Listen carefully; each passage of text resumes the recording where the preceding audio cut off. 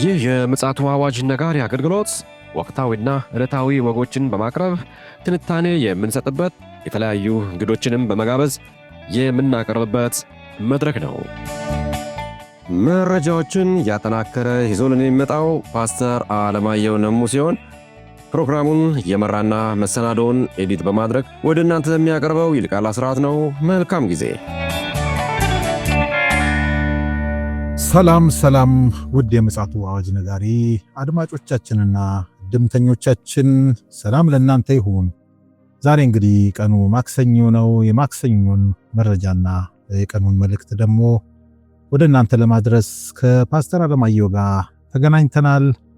ፓስተር አለማየሁ ነሙ እንግዲህ ከመንገድ በትላንትናው ዕለት ተመልሶ ዛሬ ያለውን ነገር ደግሞ ሊያጋራን ተገናኝተናል። ኋላ ላይ ያለውን ነገር ያጋራናል። መልካም ጊዜ እንደሚኖረን ተስፋ እናደርጋለን። ይልቃል አስራት ነኝ ከምፅዓቱ አዋጅ ነጋሪ አገልግሎት። ውድ አድማጮቻችን እንግዲህ ዓለማችን በአሁኑ ሰዓት በተለያዩ አይነት ክስተቶች መልካም የሆኑና መልካም ያልሆኑ መረጃዎች በመሰማት ላይ ይገኛሉ። ቀደም ብዬ እንደተናገርኩት የዓለማችን ጉዞ ወዴት እያመራ ነው ያለው? ወደ ፍጻሜው ነው ወይስ ባለበት እየሄደ ነው የሚለውን እንግዲህ ፓስተር አለማየሁ ይዞልን በመጣው መረጃ ላይ ተመስርተን እንወያያለን። ነገር ግን እንደሚገባን ዓለማችን ወደ ፍጻሜው እየፈጠነች እንደሆነ ግልጽ እየሆነ ነው። ስለዚህ በኋላ ላይ እንግዲህ ማብራሪያውን ያጋራናል። አጠገቤ ፓስተር ይገኛል። እንኳን ደህና መጣ። ሰላም ላንተ ይሁን ፓስተር። እንደምን አለ ወንድም ይልቃል? እንኳን ደህና ቆየን። እግዚአብሔር ይመስገን። ለአገልግሎት ወደ ሐዋሳ ብቅ ብለህ ነበረ። ከቀረጻ በፊት መልካም የሆኑ ምስክርነቶችን እያጋራህኝ ነበረ። በመጠኑም ቢሆን እስኪ አድማጮቻችን የሄድክበትን ጉዞ ቢጋሩ ደስ ይለኛል። እንግዲህ በጣም ደስ የሚል ጊዜ ነበረ። ሁለት ቀን ነው ጌታን ያገለገልኩት፣ የዚህ እግዚአብሔርን ሕዝብ ያገለገልኩት። በእነዚህ ሁለት ቀኖቹ እግዚአብሔር የተሐድሶን ጊዜ አድርጓል ብዬ አምናለሁ። ምስክርነቶችም ነበሩ። እንግዲህ ሁሌም እዚህ በሚዲያችን እንደምንናገረው ያገለገልኩት ወደ ተልእኮ መመለስ በሚል ነው። ቤተ ክርስቲያን የዘነጋችውና እኛም ከመናገር እግዚአብሔር በሰጠን ጸጋና እድሜ የማንተወው ጉዳይ ነው ወደ ተልእኮ መመለስና ባይገርም ዓለም እየፈተነ ነው ለጥፋት። ዓለም እየፈተነ ነው። በየጊዜው የምንሰጣቸው መረጃዎች ብቻ አይደሉም፣ አዳዲስ ነገሮች አሁን እየታዩ ነው። በዓለም ላይ ያለው ለጦርነት ያለው ድግሱ፣ ዝግጅቱ፣ እሽቅድምድሙን ስትመለከት እየፈተነ ነው። ቤተክርስቲያን ደግሞ እየፈተነች አይደለችም። ቤተክርስቲያን በራሷ ነገር ተይዛለች። የአጋንንት ስራ ጋድ እየሆነ ነው። አሁን በቤተ ክርስቲያን እኮ ከወንጌል እንድትዘናጋ፣ ከተላክበት ተልኮ እንድትዘናጋ፣ ተልኮ ላይ እንዳትሆን መደረግ ራሱ አደጋ እኮ ነው፣ አደጋ ነው አሁን። እና በእውነት እኔ እግዚአብሔር በሰጠኝ ነገር ትንሿን ነገር እኔ ጋር ትንሿን ነገር ለመናገር እሞክራለሁ፣ ለማካፈል እሞክራለሁ። እና ድንቅ ጊዜ ነው ያደረገልን። ብዙ ምስክርነትን ሰምቻለሁ። ከወጣው በኋላ የጋበዙኝ ቸርች ላይ ደግሞ እንደው አንዳንድ ሰዎች ለወንድማችን ተሜ እንትን ሲጽፉልን ነበር ቴክስት። በቃ ለምን ሌላ ጊዜ ሰፊ ኮንፈረንስ አንይዝም የሚል ቴክስት፣ እንደው ይህንን ነገር እንትን ቢጨመርልን የሚል አይነት ነገር ሰማለም። ይሄ ቀን ይሆን አይደለም። እውነት ነው። ወንድማችን ተሜ ስትል እንደው ስሙን በጠቅስ ክፋት የለው። አምባሳደር ተመስገን። ኦኬ። እና በጣም በወንጌል በጣም ወደው ወንድም ነው። ወንጌል ስርጭት ላይ ብዙ ሰዎችን ነፍሳት ወደ ቤተ ክርስቲያን እንድትፈልስ ትልልቅ ስራዎችን የሰራ ወንድም ነው። እንደውም እንደ ባህል የያዙትን ጭምር እንደው ለሌሎች ምሳሌት እንዲሆን በጣም ልቤን የነካው ነገር ምንድነው? ወደ ፕሮግራም ከመግባት በፊት ሰባኪ ከመጥራታቸው በፊት 5 ደቂቃ ለወንጌል ስርጭት ለሰዎች ነፍሳት እንዲድኑ ጸሎት ይደረጋል። በጣም ነው ተችድ የሆንኩት እና በጣም እዛ ያሉ አገልጋዮች ወጥተው ያጸልያሉ፣ ህዝቡ እንዲጸልይ ያደርጋሉ፣ ቤተሰቦቻቸው እንዲድኑ፣ ሀገር እንዲድን፣ ህዝብ እንዲድን እና ምልጃ ነው። በቃ በጣም ደስ የሚል ምልጃ ነው። ይሄ በሁሉም ጋር ቢወሰድ መልካም ነው ብዬ አስባለሁ እና እግዚአብሔር ደግሞ በዚህ መንገድ ይረዳናል። እኔ ዋናው የታየ ነገር ምንድነው ዓለም እየፈጠነ ያለበት መንገድ አለ። በጣም ነው ለጥፋት እየተፈጠነ ያለው እና አንዱም ዜና ዛሬ ያንን የሚያመለክት ነው እና ለዛ እየፈጠነ ያለ እኛን ለምንድነው ለወንጌል መፍጠን ያልቻልነው? እንዴት ነው ወደ ለተልኳችን መፍጠን ያልቻልነው የሚለውን ነገር እንዳስብ ገብቷል፣ እንዳስብ ያደርገኛል እና ይህንን ነገር ለማለት ነው። ደግሞ መመለህ የቤተክርስቲያኑ ትልቁ ክርስቶስ አደራ ታላቁን ተልኮ ማስፈጸም ነውና ይሄ እንደ ባህል ቢቆጠር ለሌሎቹም እንደ ምሳሌ እንዲሆን ብዬ ነው ይሄንን ያነሳሁት። አዎ አሁን ምንድነው እነሱ በተለያየ ከተሞችን የወንጌል ስርጭት ያደርጋሉ። ሰዎች ባልዳኑበት ስፍራ በግሩፕ እየሄዱ ዋጋ እየከፈሉ እንግዲህ ወንጌል ስርጭት ስትሄድ ለምሳሌ አንድ ከተማ ስትሄድ አልጋ አለ፣ ምግብ አለ፣ ብዙ ነገሮች አሉ። ምክንያቱም እኔ ያው የሚሽነሪ ስራ ስለምሰራ አውቀዋለሁ። ሰው አሁን የሆነ ሰው ካልደገፈ ከሆነ ቦታ ድጋፍ ካላገኘህና የሚያግዝ ከሌለ በራስህ የምትችላቸው ብቻ አይደሉም እና ብዙ ወጪዎች ይጠይቃሉ። ቀላል አይደለም። ትራክቶች መዘጋጀት አለባቸው። አብሮ የሚሄደው የስፒከር ሚክሰር፣ መኪኖች፣ ትራንስፖርት ነገሮች እነዚህን ገብተዋል። ሰው ለዚህ ሳክሪፋይ ማድረግ አይፈልግም እና በጣም ነው ማዝነው። አንዳንድ ልብን የሚያዝነው ሀብቱ ያላቸው ገንዘቡ ያላቸው አቅሙ ያላቸው ሰዎች ይህን ሲደግፉ አታይም። የማይሆን ነገር ግን ሲደግፉ ታያል። እና ክርስቶስ ኢየሱስ እኮ ቤተክርስቲያንን በምድር ያስቀመጣት ለዚህ ዓለም ለጨለማው ዓለም ብርሃን ሆና ሰዎችን ከጨለማ ወደ ብርሃን እንዲመጡ ነው። እንደውም እኮ ፓስተር እንደው ነገር ያነሳዋል እንዲሉ ምናልባት እንደው መነሳት እንደው ቢኖርበት ያሰብኩና ያው ብዙ ጊዜያችንን ስለማይገል ራይናርድ ቦንኬ በአፍሪካ ላይ በሚኖረው ደግሞ በሚንቀሳቀስበት አገልግሎቶች በሙሉ ድጋፍ የሚያደርጉለት አሜሪካን ሀገር ያሉ ትልልቅ አገልጋዮች ማለት ነው። ሀብቱ ምኑ እነሱ ጋር ያለው የሎጂስቲኩን፣ ምክንያቱም ሲንቀሳቀስ በጣም ብዙ እንትን ይዞ ነው የሚንቀሳቀሰው። ብዙ ክሩ ይዞ ነው የሚሄደው። የመርከብ እንቅስቃሴ አለ፣ የየብስ እንቅስቃሴ አለ። በየሀገሩ ሲሄድ ደግሞ እንደዚሁ የኤሌክትሪክ አገልግሎትን ሰፕላይ ለማድረግ የራሱ ትልልቅ ጀነሬተሮች አሉትና ድጋፍ አስፈላጊ ነው ብዬ አስባለሁ። የትልቅ እንግዲህ እይታ ይመስለኛል። ምንድነው መሰለህ፣ በእርግጥ የሚያደርጉ ሊኖሩ ይችላሉ። ነገር ግን እኛ ሀገር ያሉት ክርስቲያን ሀብታሞች ብዙ ጊዜ የሚታይ ነገር ላይ ነው ኢንቨስት ሲያደርጉ ማየው፣ ወይም ደግሞ ግርግር ያለበት የሚታዩ ነገሮች ወይም ደግሞ የሆነ ትልልቅ ናቸው ተብለው በእነሱ አይምሮ ትልቁን የሚያውቀው እግዚአብሔር ነው። እውነት ነው። ትልቅ ነው የቱ ትንሽ ነው የሚያውቀው እግዚአብሔር ነው። የእግዚአብሔር ደግሞ ትልቁ ነገር የመጀመሪያው ተልኮ ነው። እውነት ነው። ለምድር የሰጠው ለቤተ ክርስቲያን የሰጠው ለቅዱሳን የሰጠው ተልኮ ነው።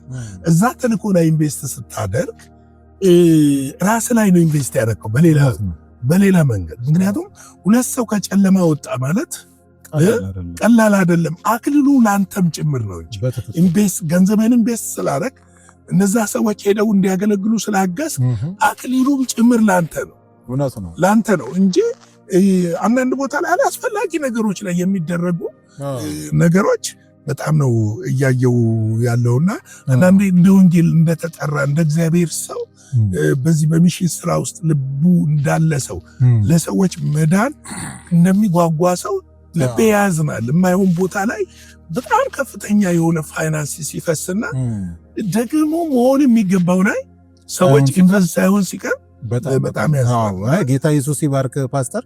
እንደው እግረ መንገዳችንን ትዝብታችንንም ጣል ለማድረግ ነው።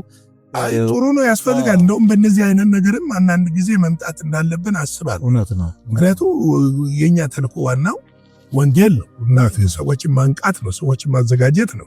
ቤተክርስቲያን ወደ ተልእኮ እንድትመለስና ተልእኮ እንድትሰራ ነው። የእግዚአብሔር ሰዎች ቅዱሳን ደግሞ እንደዚህ አይነት የወንጌል ስራዎችን ለመደገፍ እንዲነሳሱ ማድረግ ነው።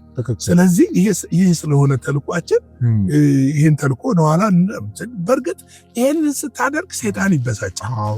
ምንም ይበሳጫል። በቃ ለመሰል አሁን ሴጣን መንፈሳዊ መስሎ ቤተክርስቲያን ውስጥ ነው ቁጭ ያለው። ጻድቅ መስሎ ቤተክርስቲያን ውስጥ ነው ቁጭ ያለው። ገብቷል? ይበሳጫል። አይወደውም። ይሄን እግዚአብሔርን መንግስት መስፋት በጣም ያበሳጫል። ወንጌል ይሰራ የሚለው ነገር ያበሳጨዋል። ለማስተጓጎል ነፍሳት ያደረገው ነገር ያበሳጨዋል። አንዳንድ ጊዜ እኛ ሚዲያ ላይ እኮ እንሰማለን። ስለ መጨረሻው ዘመን ስንናገር የሚበሳጩ ሰዎች እኮ ለምንድን ነው የሚበሳጩ ስንል ከጀርባቸው የሚነዳቸው መንፈስ አለ፣ የአጋንንት መንፈስ። ምክንያቱም አጋንንት ሰዎች እግዚአብሔርን በማወቅ ዘመንን በማወቅ ከእግዚአብሔር መንግስት እንዳይደርሱ እንዲጎሉ ለማድረግ ስለሚፈልግ ነው። ሌላ ምንም ነገር የለም። እንግዲህ ከዚህ ጋር አስታክኬ ዛሬ ያዝኩት መልእክት ዓለምን ያስደነገጠ ነገር ሩሲያ አድርጋለች። ይሄ ዓለምን ያስደነገጠው ነገር ምንድነው?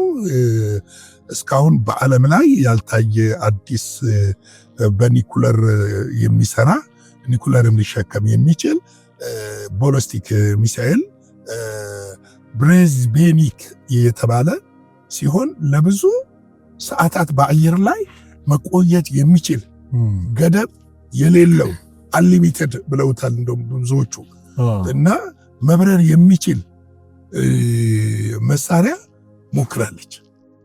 እኛ እንግዲህ የምናውቀው እነዚህ ሂውጅ የአሜሪካን መርከቦች ስንት መቶ አውሮፕላኖች የሚሸከሙ እነሱን ነው እኛ የምናውቀው በኒኩሌር። አዎ ይሄ በጣም የሚገርም ነው። እንደውም ሲናገሩ ከ15 ሰዓት በላይ አየር ላይ መቆየት ይችላል። የዓለምን ንፍቀ ክበቡን መዞር ይችላል።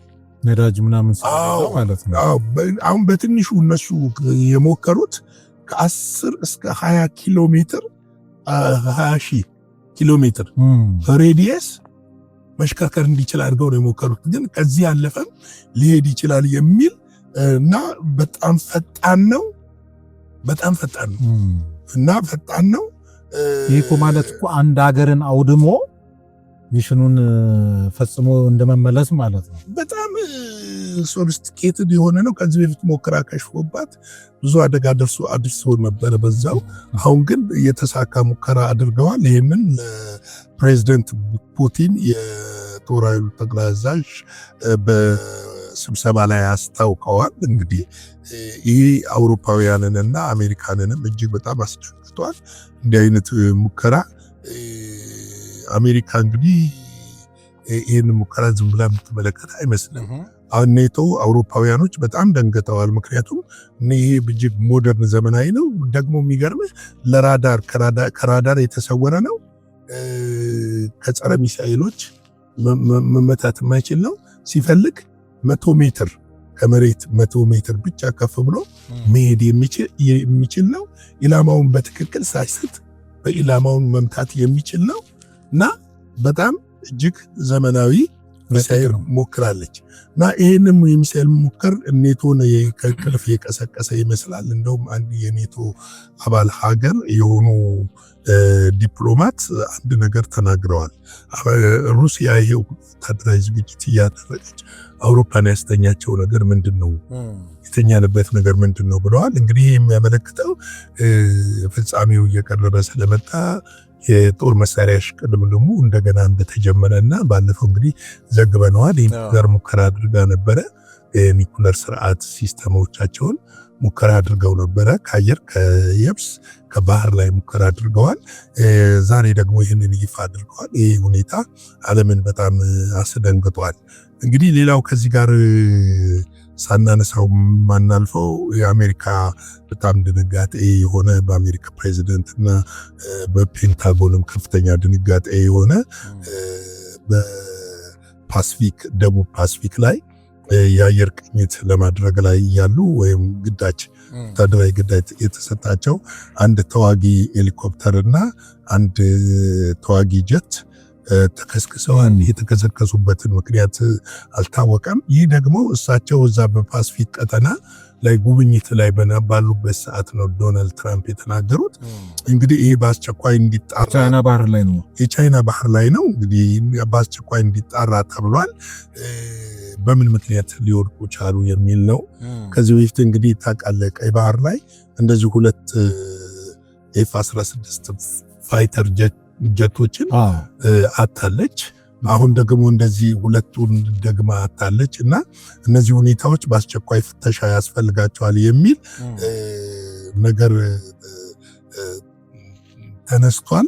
እንግዲህ ምንድነው ከአውሮፕላን ተሸካሚ መርከብ ላይ በመነሳት ነው ሁለቱም የተከሰከሱት። ቀጠናውን ቅኝት በማድረግ ያለባቸው ይሄ እነሱ አሁን የባህር ውዝግብ አለው እነሱ የዓለም አቀፍ የባህር ቀጠና ነው ብለው የሚያስቡት እና አሜሪካ፣ ቻይና ደግሞ የኔ ቀጠና ነው የሚል ነው የኔ ቀጠና ነው የሚለው። ከዚሁ ጋር አያይዤ የሚያቀርብልህ በታይዋን ሰርጥ አካባቢ ቻይና ወታደራዊ ልምምድ እያደረገች ነው።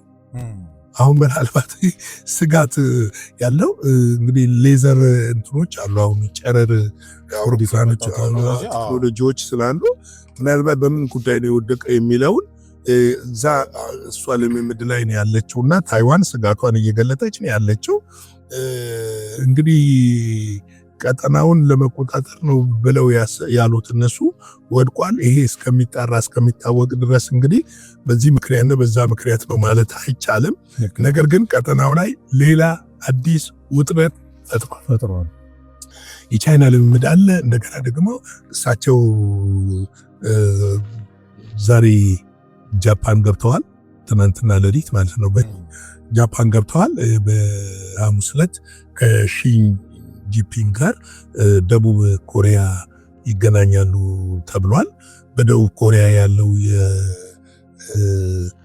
የአሜሪካ ጦር በተጠንቀቅ እንዲቆም ታዟል። እሳቸው እዛ አካባቢ ቀጠና ስላሉ እና በጀነራሊ ስንመለከተው ሁለቱ ይሄ ፓስፊክ ደቡብ ቀጠናና ፓስፊክ እንትን የነዚህ ደቡብ ኮሪያ፣ ሰሜን ኮሪያ፣ ጃፓን ያሉበት ቀጠና የውጥረት ቀጠና እየሆነ ከጊዜ ወደ ጊዜ እየጨመረ ነው የመጣው እና ይህ የውጥረት ቀጠና መሆኑ ደግሞ ለማይቀረው የመጨረሻው ጦርነት ሀገሮች እየተዘጋጁ መሆናቸውን አሁን በግልጽ እያሳዩ ነው። ያላቸውን የመሳሪያ ብቃት፣ አቅም፣ ቴክኖሎጂ እየገነቡ እያሳዩ ምንድን ነው የሚያመለክተን ነው። አሁን በእኛ ስንመጣ ምንድነው ድምታው ነው?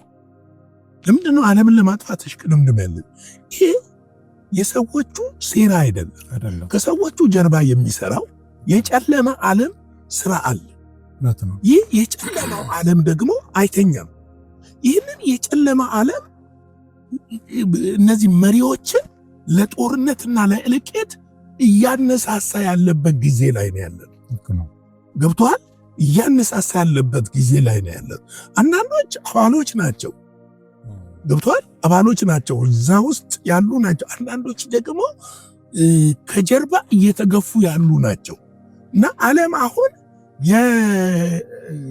ስለ የምግብን ፍጆታ ስለመሙላት ወይም ደግሞ ሰውን ስለማሳረፍ ወይም ደግሞ ለሰው ልጅ ሰላማዊ መኖሪያ ኑሮን ማመቻቸት ላይ ሳይሆን የተጠመደችው ሰውን ማጥፋት የሚችል ነገር ላይ ነው የተጠመደችው። ስለዚህ ይሄ ምንም እኮ እንትን የለውም። ጌታ ከተናገረው ነገር ጋር ሄደ ስትሰፋው ስታየው እነ ዳንኤል ካሉት ጋር እነ ሕዝቅኤል ከሚናገሩት ነገር ጋር ዝም ብለህ መጽሐፍትን ኢዩኤልን መጽሐፍ ስትመረምር ምንድን ነው የምታገኘው የሚለውን ነገር ስትመለከት ዓለም እንዳበቃላት ነው የምታየው። ለዚህ እኮ ነው እኛ ቤተ ክርስቲያን ትንቃ ቅዱሳን ንቁ የምንለው ተዘጋጁ የምንለው እኮ ለዚህ እኮ ነው። ለዚህ ኮን ወንድሜ ይልቃል። እውነት ነው። ስለዚህ ዓለም በዚህ ሁኔታ ነው ያለችው። እንግዲህ ይሄ ሁኔታ ምን ይፈጥራል የሚለውን ነገር አናውቅም። እንግዲህ ቀጣዩን ቀናቶች እንደዚሁ መረጃውን እያሰባሰብን ወደ እናንተ ማድረስና የዕለት ዕለት ስራችንን እኛም ደግሞ በትጋት እንፈጽማለን። እናንተም ደግሞ ላይክ እና ሼር፣ ሰብስክራይብ በማድረግ አገልግሎታችን ለሌሎች እንዲደርስ በማጋራትና በማካፈል እናንተም ደግሞ መልእክቱ እንዲደርሳችሁ ኮሜንት ወይም ደግሞ ላይክ በማድረግ አብራችሁን እንድታገለግሉ በጌታ ፍቅር ጠይቃለሁ። የዛሬ ቀን መረጃ ያለኝ ይህንን ነው። ሻሎም። እግዚአብሔር አብስቶ ይባርክ። በእውነት ፓስተር በጣም ወሳኝ የሆኑ ሐሳቦችና መልእክቶች መረጃዎችን ያጋራህን። በተለይ ቅድም ስለ ሩሲያ አውሮፕላን ስታነሳ እንደው ወደ አይምሮ የምንመጣ ያው መጽሐፍ ቅዱስ ስለሆነ ዋናው ማኝነት ዋቢ የምናደርገው እሱ ስለሆነ በማቴዎስ 24:22 ላይ ምን ይላል? እነዚያ ቀኖችስ ባያጥሩ ሥጋ የለበሰ ሁሉ ባልዳነ ነበር፣ ነገር ግን እነዚያ ቀኖች ስለተመረጡት ሰዎች ያጥራሉ ይላል። ማርቆስ ላይ ደግሞ እንደዚሁ ይላል 13 ላይ ጌታስ ወራቶችን ባያሳጥር ሥጋ የለበሰ ሁሉ ባልዳነም፣ ነገር ግን ስለመረጣቸው ምርጦቹ ወራቶቹን አሳጠረ ይላል። ይሄ ግልጽ የሆነ የትንቢታዊ መልእክት ነውና የወደፊቱን የሚያመላክት ስለሆነ ውድ አድማጮቻችን እውነት ለመናገር እንግዲህ ወደፊቱን የሚያውቀው ጌታ ኢየሱስ ብቻ ነው። ግን ከዛ ቁጣና ከዛ ጥፋት ለመዳን እያንዳንዳችን የራሳችን ድርሻ ስላለን ወደ መርከቡ በመግባት ያልዳንን ሰዎች፣ ጌታን ማናቅ ሰዎች ወደ ክርስቶስ ኢየሱስ በመምጣት እሱን በማወቅ ልናመልጥ እንችላለን የሚል መልእክት እናስተላልፋለን። ለቀሪዎቻችን ደግሞ ዝግጁ ሆነን ነቅተን እንድንዘጋጅ እግዚአብሔር ይርዳን እንላለን። እንግዲህ ለዛሬ ይዘን የመጣነው የቀኑ መልእክትና መረጃ ይመስላል። በምሽቱ ደግሞ አዳዲስ መረጃዎችና መልእክት ደግሞ ይዘን እንመጣለን። እስከዚያው ድረስ ሻሎም። ለዛሬ ይዘን የመጣነው ወቅታዊ መረጃ ይህንን ይመስል ነበረ። በሌላ ጊዜ በሌላ መሰናዶ እስከምንገናኝ ሰላም ለእናንተ ይሆን።